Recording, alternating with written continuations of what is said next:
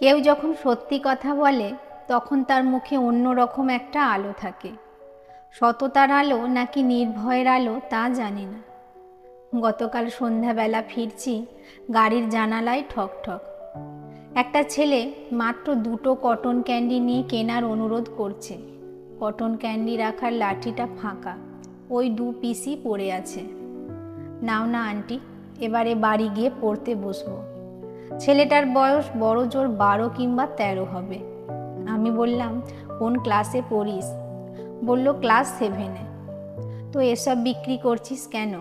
বাড়িতে সমস্যা আছে? ছেলেটা অমলিন মিষ্টি হেসে বলল, না না, সমস্যা নেই তো। বাবাও রাস্তায় জিনিস বিক্রি করে, মাও বিক্রি করে। আমার কাকু কটন ক্যান্ডি বিক্রি করে। কাকুর কাছ থেকে আমি রোজ 10টা করে নিয়ে এসে বিক্রি করি। কাকুকে দামটা দিয়ে যেটা লাভ হয় ওটা দিয়েই আমি ঘটি গরম, ফুচকা এসব খাই। আমার হাত খরচ হয়ে যায়। কেউ এগুলো কেনার টাকা দেয় না। কটন ক্যান্ডি দুটো কিনে নেওয়ার সঙ্গে সঙ্গেই দেখি আরেকজন বন্ধুর হাত ধরে দে ছোট সামনের এক ঘটি গরমের দোকানে গিয়ে দাঁড়ালো।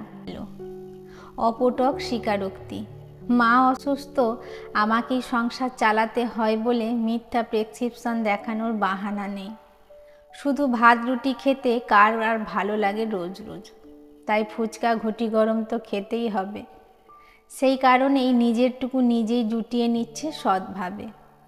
ছোটবেলার কথা মনে পড়ে গেল।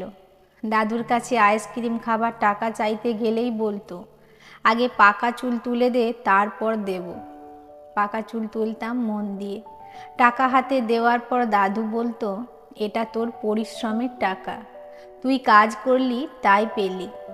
তখন থেকেই জানতাম এমনি এমনি কেউ কিছু পায় না, পরিশ্রম করেই পেতে হয়। কি মিষ্টি করে বলল ছেলেটা। তাড়াতাড়ি নাও না গো, ঘটি গরম তো এবার চলে যাবে।